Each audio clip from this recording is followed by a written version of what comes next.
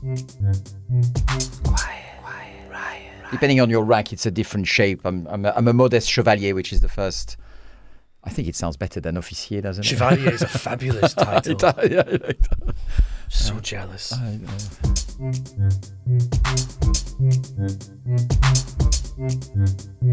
Quiet Riot.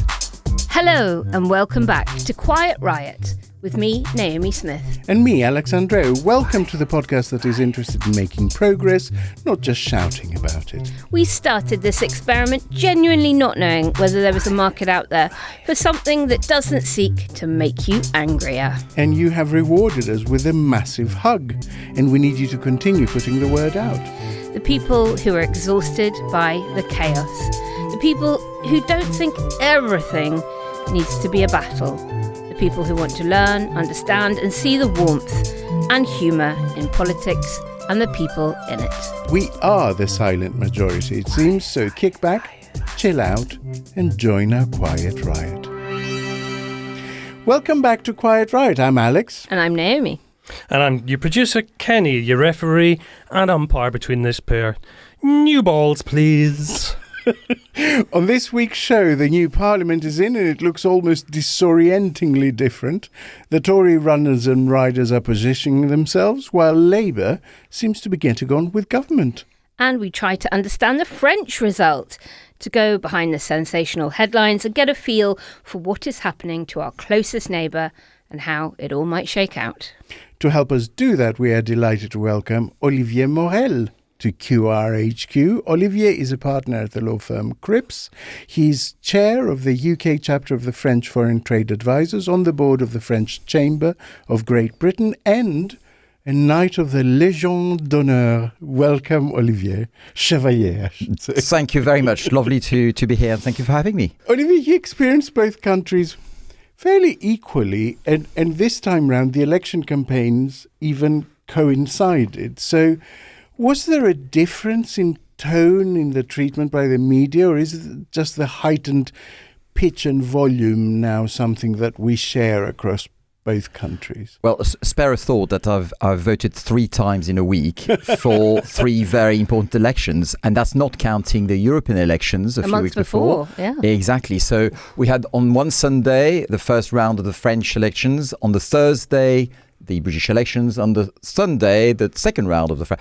So to answer your point, I mean they were different in that it was long known that the British elections were coming, and I think there was more of a, although Rishi Sunak dissolved Parliament, I think, earlier than people thought. Even his closest friends and allies were a bit surprised. I don't think everyone was expecting Emmanuel Macron, although, interestingly, they both surprised their entourage in a strange parallel. Well, I don't know whether they rang each other up and said, you know what, let's do this. But no, I mean, on a more serious, I think that people were probably expecting a dissolution of the French Parliament in the autumn.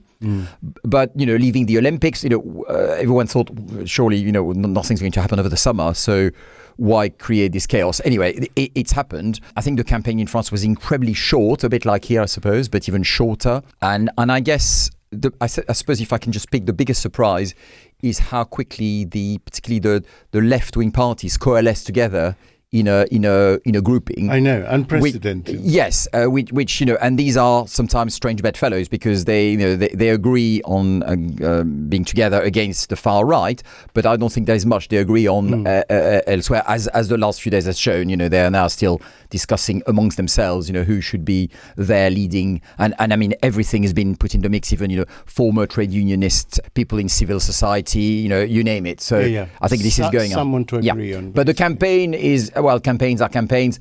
I think the French political scene, probably there's an undertone of violence, which was probably, quite nasty, which we've had our fair share here, with, the MPs who actually were killed. Yeah. I suppose the French election, there was more of a general level of low-level violence, if I can call it that. It's no better, but it's, it felt kind of that kind of nasty tension, I think. Quiet Riot.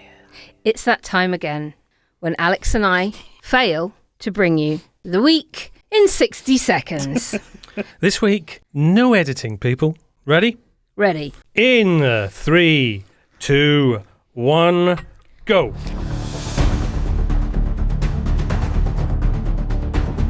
Since our last full show, Britain's had a political upheaval, France has had a political upheaval, and Clacton has had a political heave-upple as it's wakened up to who's MP there now. Keir Starmer's first overseas trip as PM saw him fly to Washington for the NATO summit amid renewed pledges of support for Ukraine. Armed Forces Minister Luke Pollard said Britain's army was now the smallest since Napoleon, so 5'6" on tippy toes. Billionaire Brexit patriot James Dyson announced his company was cutting 1,000 jobs in Britain, proving yet again that nothing sucks like a Dyson. Thames Water said it would run out of money in 11 months, after which we'll have to cut out the middlemen and poo straight in the nearest river. Britain's won at Formula One, lost at tennis, and you know how the football went. Parliament started to get back up to speed, with MPs pledging to help ordinary working people and put the needy first, right after swearing undying allegiance to a billionaire king. A pile of grubby bones dug up on the Isle of Wight is the most complete dinosaur ever found in Britain and is already hot favourite to be in the Tory leadership race. Jacob Rees-Mogg is to star in a documentary about life during the election campaign. The show will be called Meet the Rees-Moggs, after Jacob rejected the working title The Fanny with a Nanny. Stop the clock, Kenny. And on that bombshell, 1 minute, 8 seconds. Okay, we've calmed down. bad. We've calmed That down. is That's not quicker. bad. That We're is getting quicker, better. though I did take one question out this week. Well done, everybody. He just had to You can't. spoil Yeah. it. Poo-poo Campbell. I now call the Prime Minister Sir Keir Starmer. With those words, the Common Speaker ushered in a new era that had actually already begun by a Labour administration which seemed absolutely raring to go. The Rwanda plan is already toast. Chancellor Reeves has ordered effectively an up-to-date statement of accounts. Talks between West Streeting and junior doctors have already begun. Planning changes have been rammed through. And Starmer visited every one of the four nations and met with every metro and regional mayor before flying off to his first NATO summit. Meanwhile, the Tories have found a way to fragment into just as many factions as before, albeit with fewer members.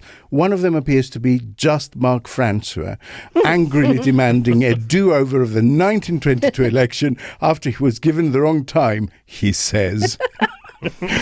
So, a lot of commentators have been commenting on this speed with which power is transferred in this country. You know, isn't it marvellous when the change happens, how quickly it happens? Is it marvellous? Does America get it wrong by giving 3 months to the new administration, to the old one to tie up loose ends? But we had such a zombie government for such a long time here, and the opposition have been ahead in the poll. When Labour were in opposition, they were ahead in the polls for so long that I think they'd just done a lot of the preparation in the way they don't do in previous years. When we look back to the coalition of 2010, I was very disappointed with how quickly that was assembled. I think it should have taken far longer, as it usually does in Europe and in countries with proportional representation. These things take weeks, not a matter of days. And there is always this cry for stability. You know, the markets need to be stabilised, etc. Well, the markets don't, go to wonky countries with proportionate systems that have coalitions more frequently, any more so than ours do. Basically suggesting that Clegg accepted the first thing he was offered. Well, indeed. But, this doesn't have to always be a show that leads to Naomi talking about Nick Clegg. So I think a few things. I think the civil service were pretty rushed. I've got lots of friends that work in the civil service, and they were saying, I thought I had all summer to get my handover prepared, my new briefings ready for an incoming government to analyse what I thought their changes would be. And I've now got 3-4 weeks to smash through it before the end of the election campaign and ushering in our new ministers. It is remarkable that this government does seem to be so ready with their ideas and implementation. It was something that I sort of hesitated about with Ed Miliband when he took over as leader. This is somebody, along with his brother, who had waited a very, very long time to rise to the top of the party and lead it. And there then seemed to be this policy vacuum, this sort of lack of ideas. For a long time. For a very long time. They did like a policy review for his first year. Yeah, and like John Cruddas did a load of very good intellectual thinking for them, and it all was sort of put to one side and not taken forward. You fast forward to the general election in 2015 and you get the Ed Stone. And we all remember, how unsuccessful that was in terms of persuading people. So maybe that they learnt their lesson from that, and what I felt was very fresh from this government was that we didn't hear a huge amount during the election campaign. It was the Ming Vase strategy. It was say as little as possible, give your enemy nothing with which they can beat you. But I thought Rachel Reeves' speech was superb. And it is rare that I say that about any politician, and I can't remember the last time a chancellor made such a brilliant proposition to the country about what they were going to do and how they were going to do it. Yeah, I mean, I think to answer your question, is it a good, bad? Showing my age, in the 70s in France, when government here used to change, it was held as a sort of this shadow cabinet example was held as a good example of, look, these guys know their brief. As they come into power, normally they should be on top of it. And this time, I absolutely agree. It's incredible. I mean, someone showed me this morning. I think the Conservatives had a ban on onshore wind farms. That's right, and it's been repealed 4 days after the election already. I mean, you may agree or disagree with that, but the speed at which things are happening is, and I think it's a good thing. I think the American thing is a historical stuff when, that country was vast and people had to travel vast distances, and they're still with this system. I mean, they work with it, but I think it's great that people can, particularly now, as you said, there was this complete shit show, if excuse my French, for the last few years, that someone, and I totally agree, it's both the content and the tone. It's what strikes me most about the tone of this new government. Politics should be boring. This is serious, and they are serious people, and that comes across, and it's just brilliant. It's great. This is what you want. They've come in with a clipboard. Yeah. And a list. And that's what you want. Basically. And there's such a big list. But we were told Labour had no plan. We were told it again and again. It was the mantra of the Conservative campaign. Don't trust them. They haven't got a plan, and they change their minds on everything anyway. But aren't we just suffering from the shock of a government that is actually governing as opposed to campaigning, which is what the Conservatives have been doing for God knows how many years? I mean, I'm not sure. I was thinking about that because it is a reasonable question to ask. And I was thinking, actually, when Cameron and Osborne came in, they seemed very ready to do X, Y, Z. Mostly it was austerity. Mostly it was to cut stuff. Agree or disagree with that. But they did seem ready for power, implementing their plan, basically. And so I don't think it's I'm not making it as a partisan point. I think the last few Conservative governments have been uncharacteristically unprofessional, I would say. That's the bottom line. So many changes of minister, always people in junior positions. One senses seeing them as a stepping stone to something better, and so not really paying attention to the housing brief because I want eventually to be a Secretary of State and have the car. Does Starmer seem different to you? Because he seems quite a bit more relaxed. He seems happy. I was about to say this. I mean, I've never seen him smile like he did on, when the results became, obvious. And ever since, he has just relaxed so much, which is a good thing, surely. Yeah. He just seems happy. I remember looking at him the day Sunak called the election, which was the day we launched this podcast, Olivier. We were sat around our podcast mics watching the then Prime Minister get completely drowned in rain. And I remember looking at Starmer later, and he looked a bit frightened. He was like, oh, crap, it's happening really, really quickly. Is this for real now? Yeah. And it wasn't that I don't think he wanted it or any of that. I just think he probably was expecting to have a little bit longer without the intrusion into his life, a little bit more quiet family time before the tables just turn completely and your life gets turned upside down. That's such a burden. And so he did look a bit frightened. He was then very earnest during the campaign, in stark contrast to Ed Davey. and I must say that we had complaints last week because apparently I kept interrupting, especially Naomi, being the sexist pig that I am.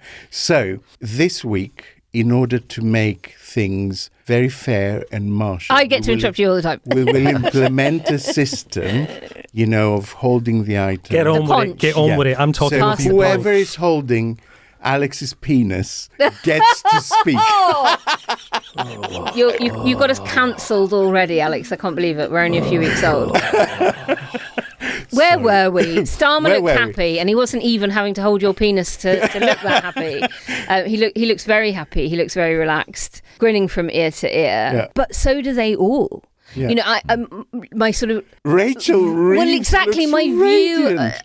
of people like Bridget Phillips, an education secretary, and Yvette and Rachel certainly is that they are all very, very overly earnest a lot of the time, and there is this new warmth coming through from them, which is just delightful to see because it will make people like them. I think they trusted them. They believed they were credible, which is why they put their vote behind Labour in many parts of the country. But there's a difference between liking them and trusting them. And I think now we may move to a situation where there's a bit of both.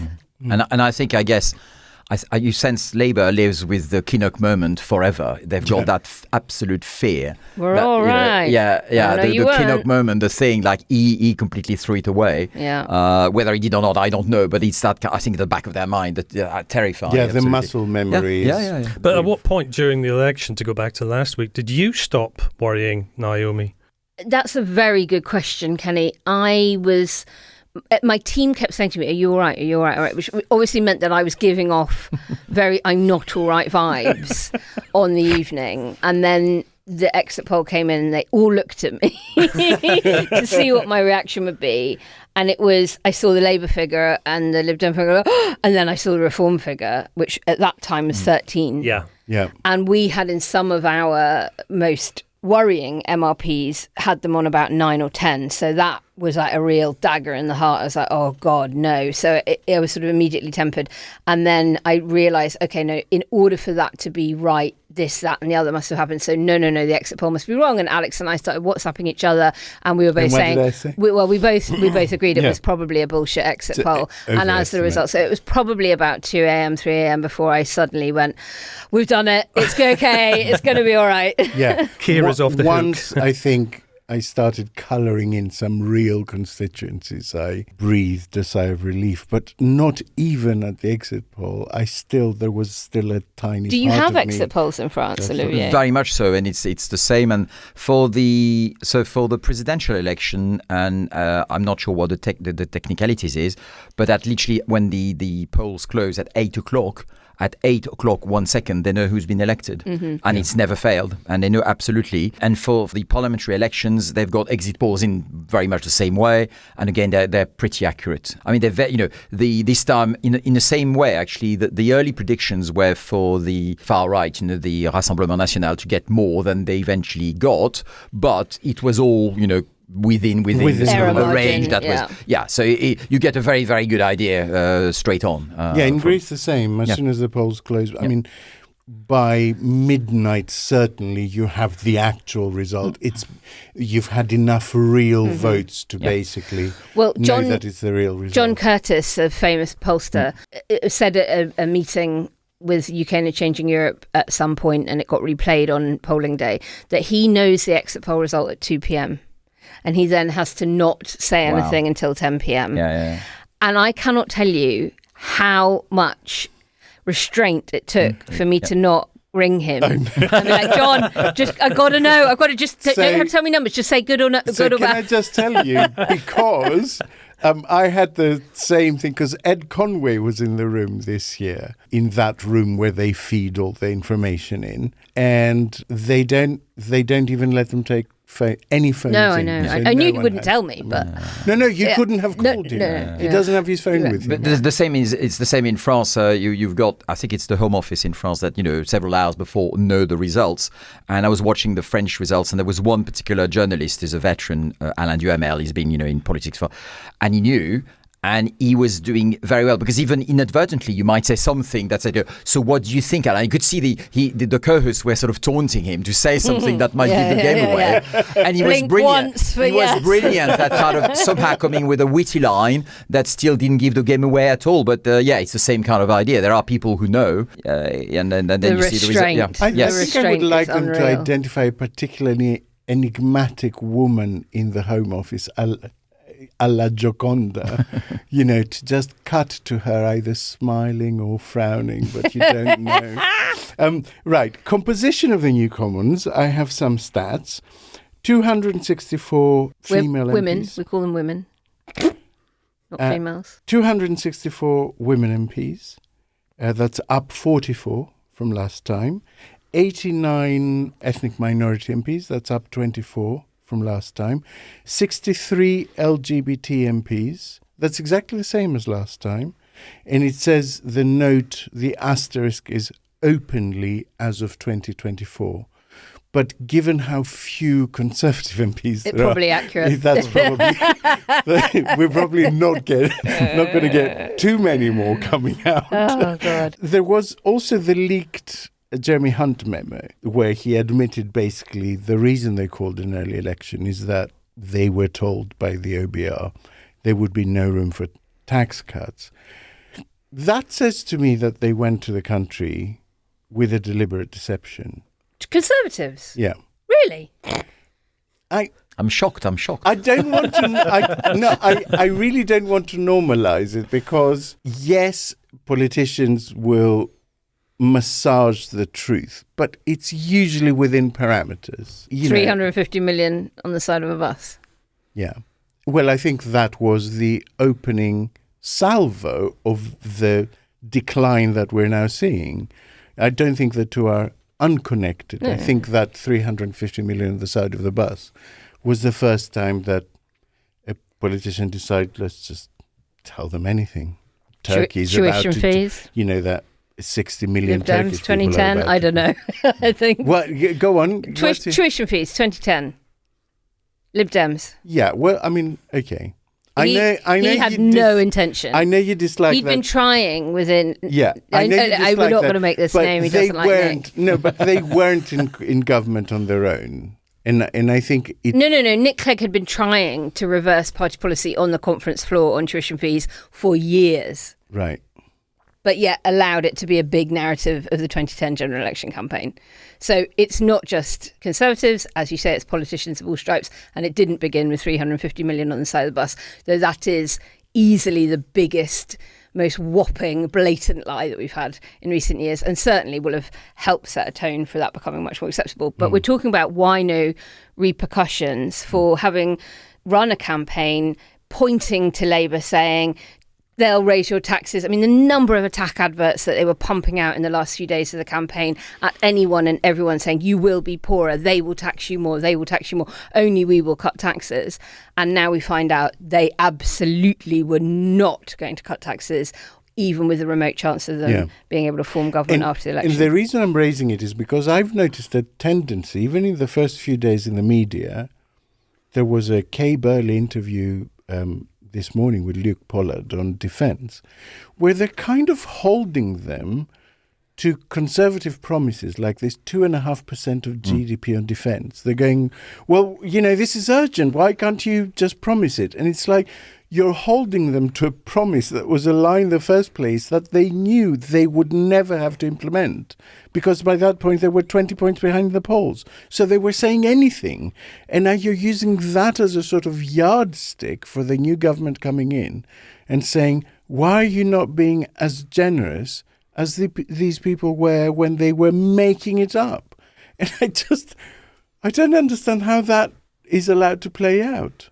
Olivier, in France, do you think, more scrutiny from the media than we have in the UK, or less? I would say, a horrible generalization. I think, caveat this by saying I've not lived there for well over 35 years, but obviously I keep an eye. I keep a sort of wary eye on what's going on. I think up until recently, the French media were probably more differential to, there was a famous episode, it goes back quite a long time, where one of the leading TV journalists famously got a couple of pair of boxing gloves to give to two rivals on air, as a kind of thing saying, the message was you're incapable of having a reasonable argument. Here it is. And outrage was from, all angles saying, how dare he, how can he do this? Disrespect. Exactly. So I think that's largely gone. We're talking about quite some time. But I think the British media is incredibly vigorous and alive and kicking in a good way. I'm not a huge fan, particularly French TV shows at the moment, where it's basically in a very French way, everyone shouting at the same time, and that simply not terribly interesting. There are still obviously quality programs. I mean, I listen to there's a daily program on it's French France Info. It's called Les Informés, where it's not dissimilar to this group. Sorry, I'm not being, but you've got a bunch of people. They tend to invite editors of main newspapers, people who are poll specialists, and they disagree politely about things, or they review the day's news, and at least you have a sort of informed debate for an hour. Whereas a lot of these TV shows where people are desperate to get on and then shout at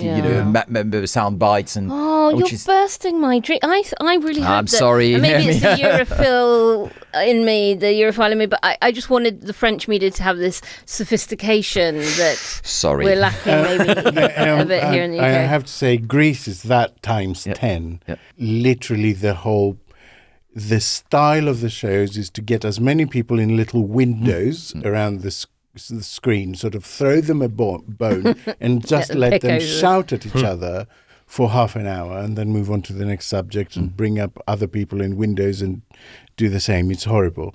Okay, leadership of the Tory party. Who would want to lead the Tory party right now? I have no idea, but here we are. Suella Braverman, her insane hate speech, pride flag speech seems to have gone down very badly.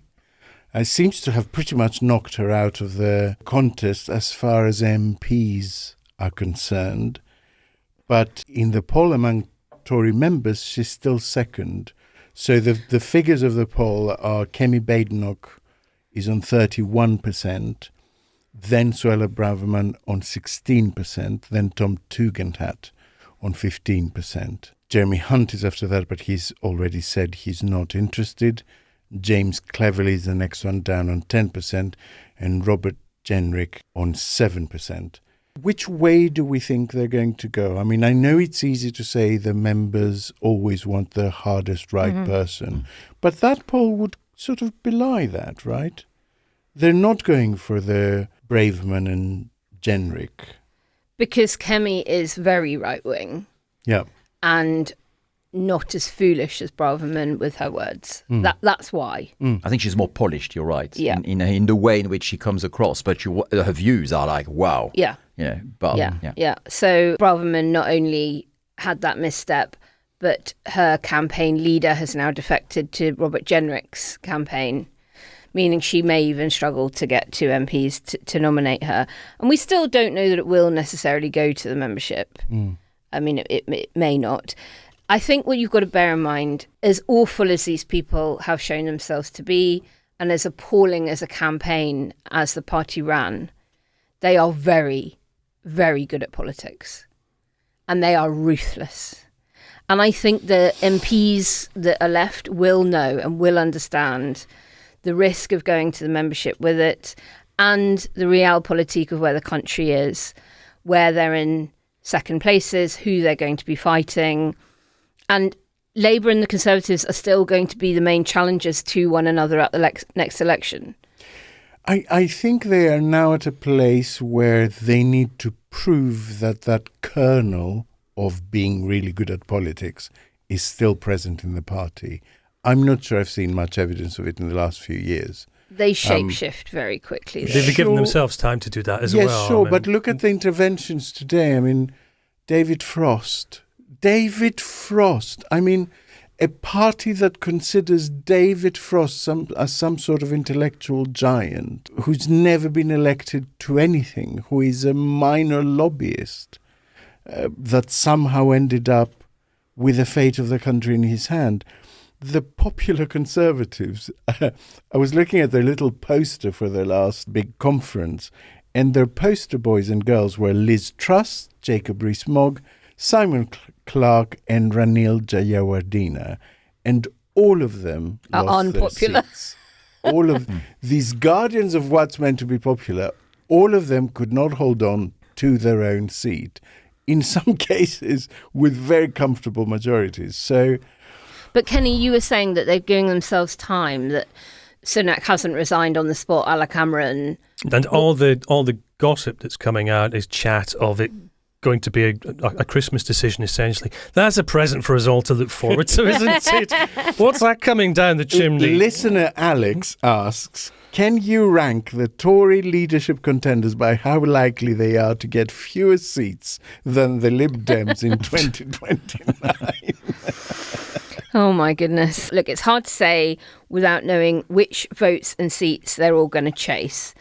Tories are currently leaning right, indicating they're chasing votes lost to Reform, but Reform only has 5 seats. It is second in 98, but 89 of those are Labour facing. The Tories are second in 293 constituencies, with 219 of those being Labour facing, 64 Lib Dem will be incumbents come the next election, which suggests that a right-leaning Tory leader focused on chasing Reform votes is more likely to regain fewer seats, letting Lib Dems grow their seat numbers in 2029. And we'll have to wait and see whether the Lib Dems can win enough new seats to form the opposition by then. On the Tory leadership hopefuls themselves, that is going to depend on who wins, the upcoming leadership election. If they do go for a very right-wing leader and they win that first leadership challenge, I think they'll be re-challenged by a moderate ahead of the next election for the very reasons that I said. They will see the writing on the wall. They are nothing if not ruthless careerists, and they'll go for that. IDS situation, wasn't it? Exactly. Caretaker. Exactly. No, he didn't make it before. Yeah. Boris Johnson has a suggestion in his latest Daily Mail article. He has a 10-step plan for... Sorry, I'm coming out in a rash right now. So. And he says, which I think is just marvellous, he likens them to the dinosaurs becoming extinct. And he says the answer is complex, as with the extinction of the dinosaurs. It's not. But the Yucatan asteroid in this catastrophe was obvious. It was Reform. And I find that really very interesting, because it wasn't. No. Boris, it was you. Yeah. You were the fucking asteroid. You and Brexit were the fucking asteroid. And that he's just completely either unable to see it or articulate it is very, very interesting. Final question. Listener Teresa M. asks, how do I deal with still having a Tory MP? Is that Teresa M. of Maidenhead?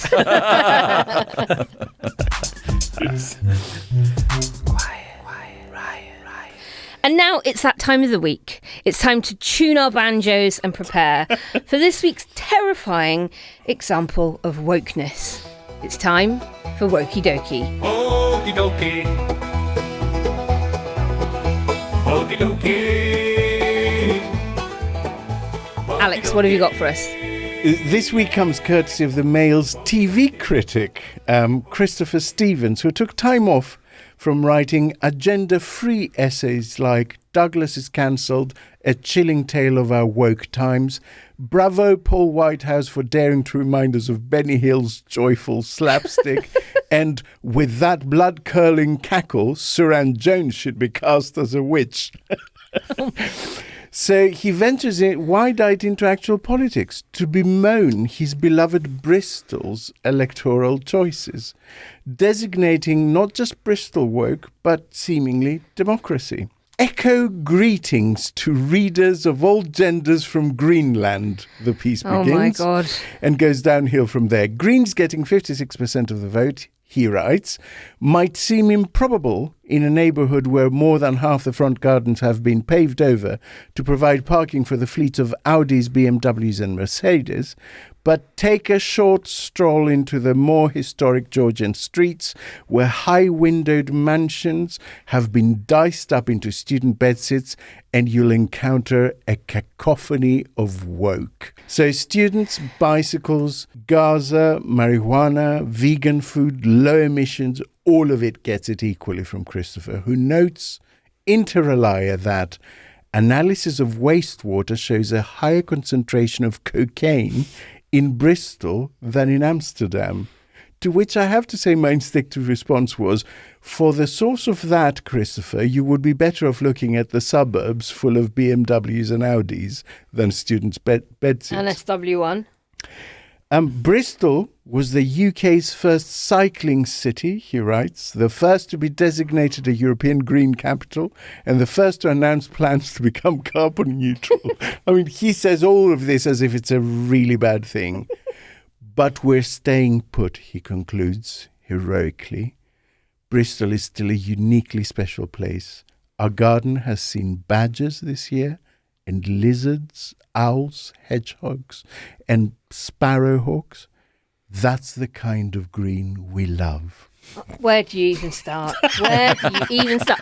Why do you think you've got all it? Maybe it's something to do with how much less road traffic there is because of all the green cycle lanes. I mean... It's kind of amazing. Wow. It's kind of amazing to have this person who goes, why did more than half the people in my constituency vote for a party I don't like instead of the party I like? Wokey Dokey is coming your way Wokey next week. Dokey. Oh, well done, Kelly. Thanks, Alex.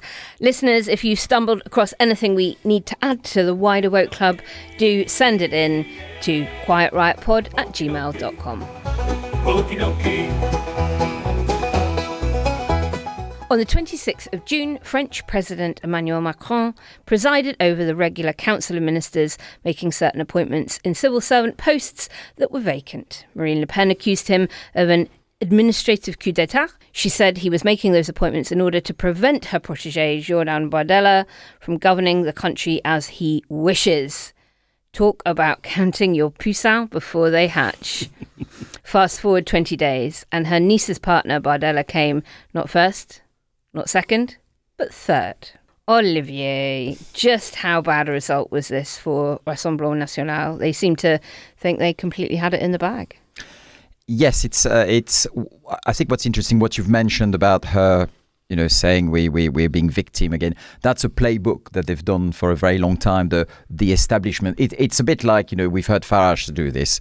They're all against me, and there is a theory. I mean, Bardella said before the election, if I even before the first round, if I do not get an absolute majority, I will not be prime minister. It's my program or nothing. I think there is a school of thought that they sort of expected maybe not to get to that objective. I think they did worse than they thought. I mean, I think there was genuine disappointment. And again, but it's the playbook of we're the victim of the establishment. And I think in a way, some say it's preparing for the big one, which is a presidential election, because in 2027, exactly. And this is because in France, the French. I mean, we could go on about the French political system.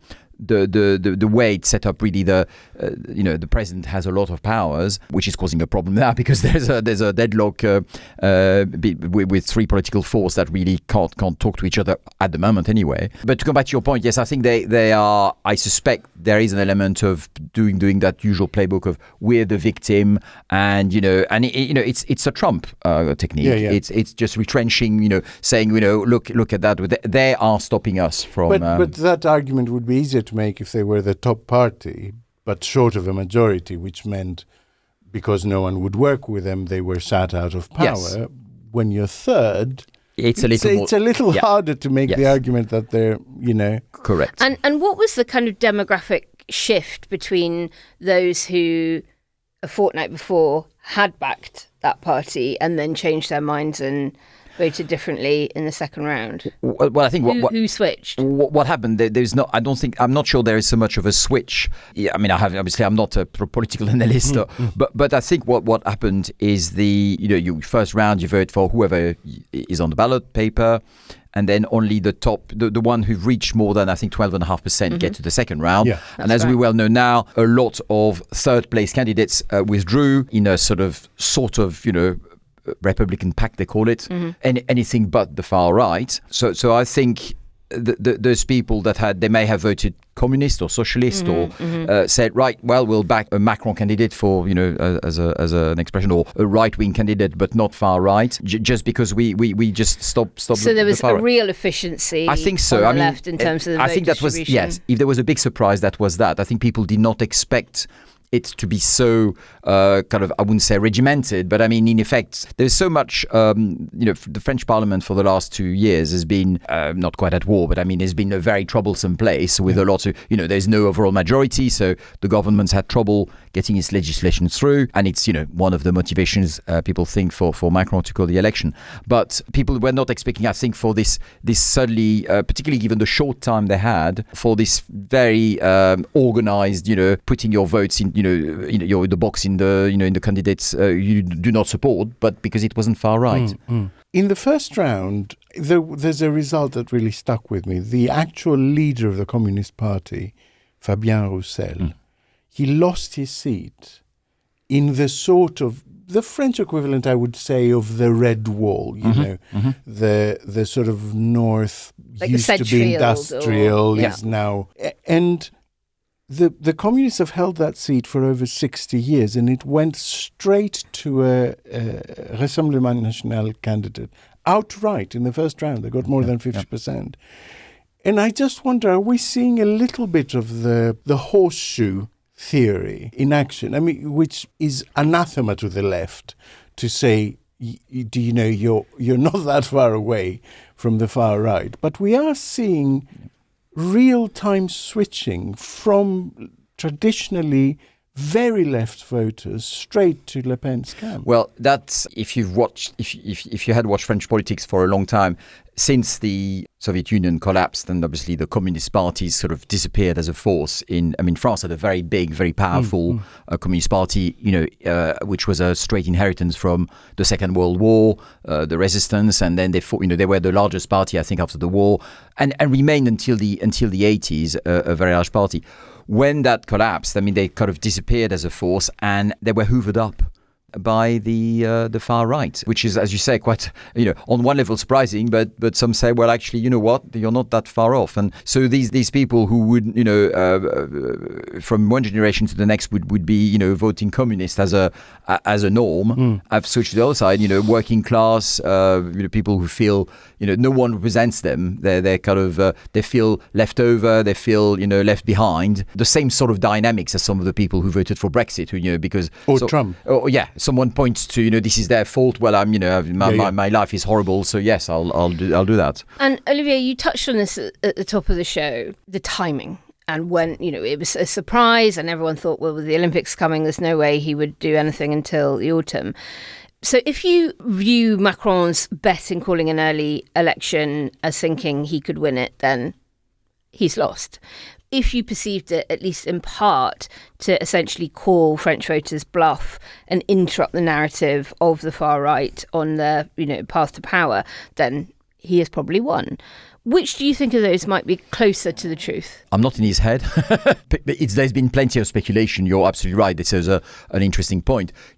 What was he trying to do? Some people said, has he lost touch with, you have a European election where the far right does very, very well. So obviously you'd expect the dynamics to continue. So an election held shortly after that, it seemed to be obvious that, or certainly likely that they might do well as well. Another theory, as you point out, which is a way of saying there's a better chance that they win the presidential election in 2027, because they haven't exercised power, and it's easy to throw stones, at a glass house when you're outside and say, well, they're all wrong and everything. So it's, here you are, here are the keys. You drive the car and you show us how you drive, which is a way of calling their bluff and saying, you're going to be terrible. There were a series of small clips between the two rounds of Rassemblement National candidates who were being asked by journalists, relatively straightforward questions, and it was just terrible because they just had no idea. At least they were real candidates. There's a question mark in this country as to whether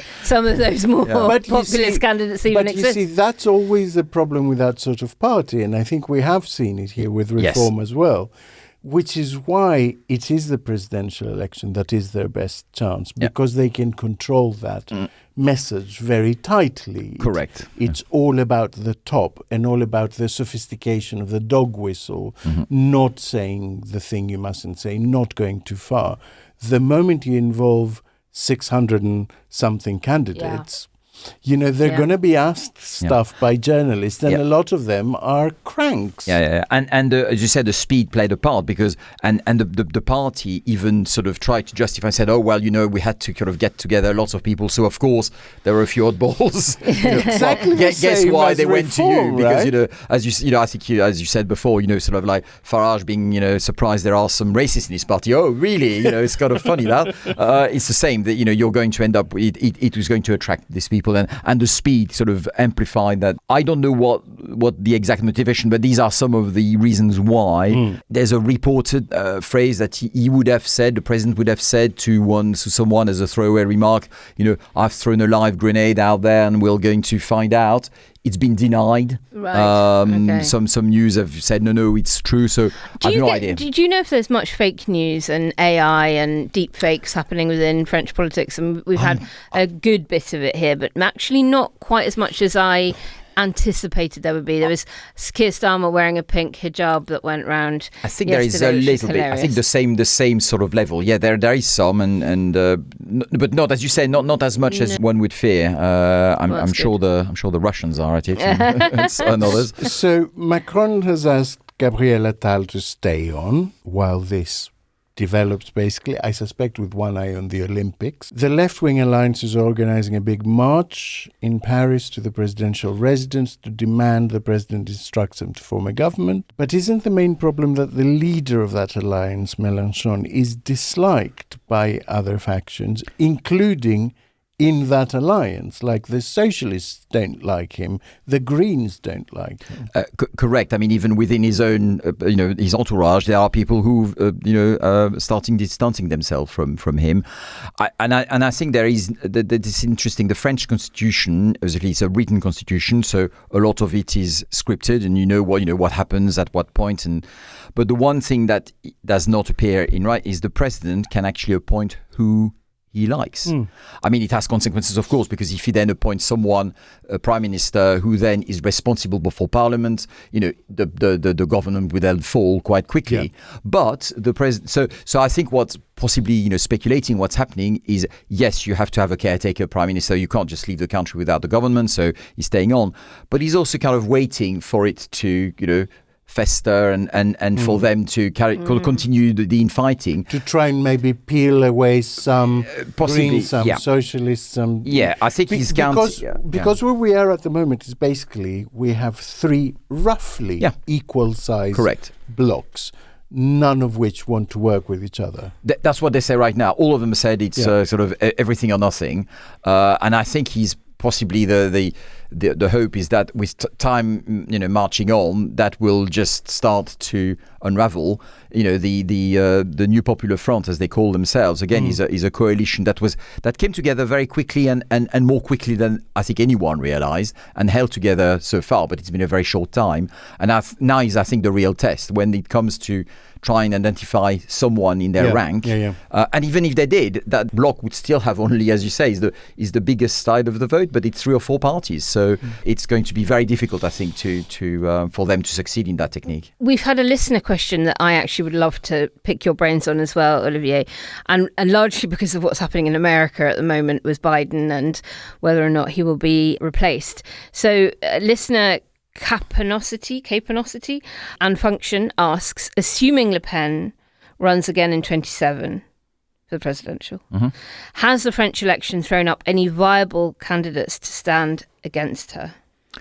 Not yet. There will be a number of them that are already, I mean, as always, there are more people who think they can do the job than people who can do the job. But there are, and they're already kind of in the running. You've got, say, former Prime Minister Édouard Philippe, for instance. I think he's a credible candidate on the right, and he's been working at it for quite some time.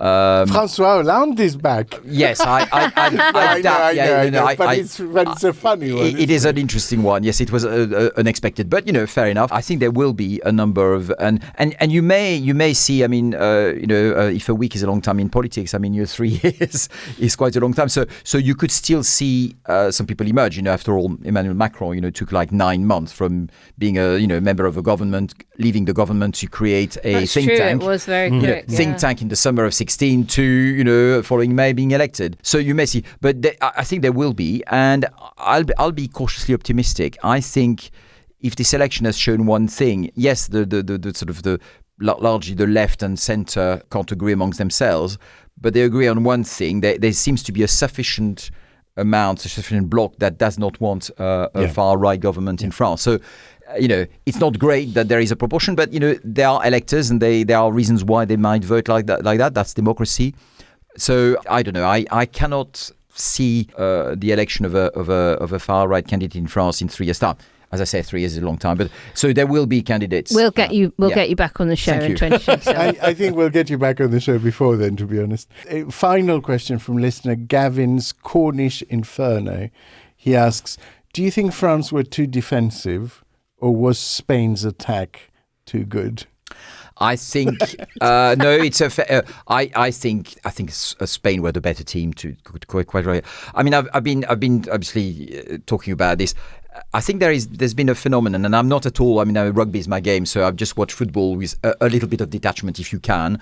And I think one thing that seemed obvious is that a lot of the big teams, the Portugal, the Germany, Italy, and Belgium is a big team, although a small country, and France have all got out, and I think these players have been playing a lot of football for a long time, a very long season, and I think they turn up at these tournaments, they're absolutely knackered, and I suppose that you've got to be 16 to win it. And exactly, and then some of the so-called smaller teams have done perhaps a little better because perhaps their players don't play in some of the top. This is slightly, I don't want to be sort of looking down on the small team because some of them did amazingly well. I mean, Turkey had an amazing tournament, so maybe that's that. But last night, no, I think France were. It's not defensive. I think they played better last night than they played before, but they were just outplayed by Spain.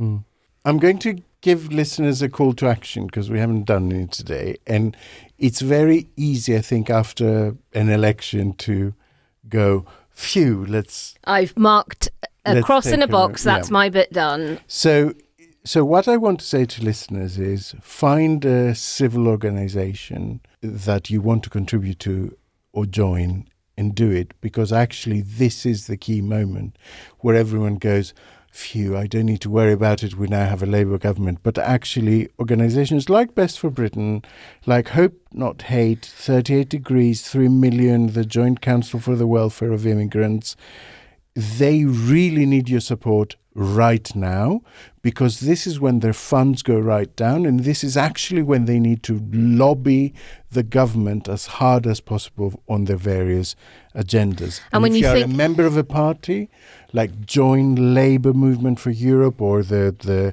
Association of European Lib Dems, etc., again to put pressure internally so that we can see things like Erasmus and, come back to the forefront of consideration. Thank you, Alex. And yes, if you go to bestforbritain.org/donate, we would be very, very, very grateful. And you can join and have sort of various different levels of membership. But whether it's me or other organisations like the ones that Alex has mentioned, I can't stress to you enough how much money the right in America, the religious right, the far right across the world will be pumping money into Tufton Street gangs. They did it when they were in power, for God's sake. Think how much they're going to give them while they're in opposition to try and shorten that space of time that they're out. So please fight fire with fire. And good shout out for Erasmus. I think it's such an important thing. I mean, that is just... Is there an organisation maybe that promotes specifically like Anglo-Franco cooperation? We do. I do, but and you're yeah. I mean, we're not like a campaigning in that we don't raise funds in order to do this, but we try to do it at our modest level. But you're right. I think it's so important. I mean, Erasmus is the free movement of people and of young people in particular is an absolute tragedy that it's gone. And if you do sign up to Best of Britain, whether you pay or not, you will get emails about how to write to your MP to ask them about Erasmus+. Right, now it's time for our last regular feature, and this week it's Poll the Other One. You may think we've had enough of experts, but no. Naomi has been looking at the UK's reaction to a Labour government, in part as a response to another listener question, Scotty M, who says, Starmer seems to be the first incoming Prime Minister that's on a slow upward popularity trajectory. Is it at all possible that he could actually deepen his so-called shallow victory come the next general election? I mean, early doors, but very early. We do have some polling. We do. When we look at YouGov, who I think have done probably the most comprehensive study of people, they did a post-election poll that was in the field from the 5th to the 8th. 39% of Britons are happy with a Labour majority, 35% unhappy. That might seem narrow, but actually when we look at polls done immediately after elections have passed, that is quite remarkably high. So that's as bigger than their actual vote share. And when you look at how they ran the campaign, and there's an 18% that are don't mind rather than don't know, well, which I would add to the people who are sanguine about the new government, which takes it over half. It really does. And then when you're looking at the favourability ratings of the actual party leaders, again, Scotty M is right.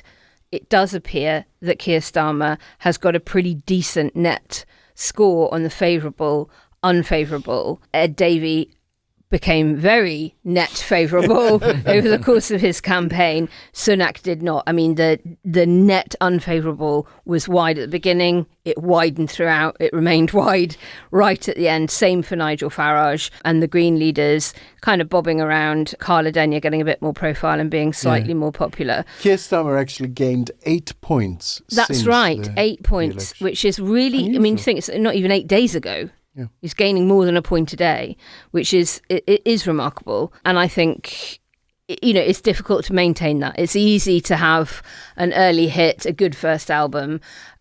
He will not be wanting to get too overexcited with that kind of stuff at this stage. But certainly by comparison to, say, Johnson, who was immediately net unfavourable and only got less favourable as his buffoonery went on. No, actually, he went up in the very first month of COVID. Was like his golden period.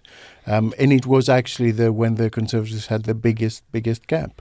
Even when he was missing Cobra meetings but letting the country down. It's that moment where a nation kind of needs the leader. So it's more a reflection of our psychology rather than his competence. And we saw it in every country, to be honest, in that initial period. And I think what we're also going to try and do over the next few weeks is an entire episode really drilling down into the data from the election. The demographic stuff, gender. Who's got seats in which parts of the country, what does that mean for them, any kind of political realignment that might be on the cards as a result, what might have happened if we'd voted under a proportionate system, what would that mean for Reform UK, etc.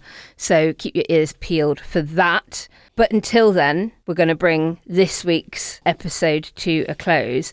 And our enormous thanks to Olivier Morel for joining us today. It's been our delight and pleasure to have you with us. Thank you very much. I was just enjoyed it very much. Thank you. Merci beaucoup. Yes, you are a true Chevalier. If you're a social media type, please follow us on Quiet Riot Pod or drop us an email to quietriotpod@gmail.com and do tell your friends to tune in. The more listeners and subscribers we get, the more research we can do and the more episodes we can record. It really is as simple as that. Thank you for listening, and we'll be back very soon. Quiet Riot is an audio production by Cooler Heads with Naomi Smith, Alex Andreou and me, Kenny Campbell. Music by Mariana Sangeeta. Artwork by Simona Canalou. Quiet Riot is a co-production with Sandstone Global. See ya! Big thing was Minitel. Yes. The French invented the internet. It was like a TV connected thing for free. You went to the post office, you got your ugly 70s looking terminal beige box, and you had oh my god, telephone numbers you could look for online. Wow. Yeah. And of course, 80% of it was porn. Yeah, it quickly migrated. Really? Yeah. I mean, all the Why so low?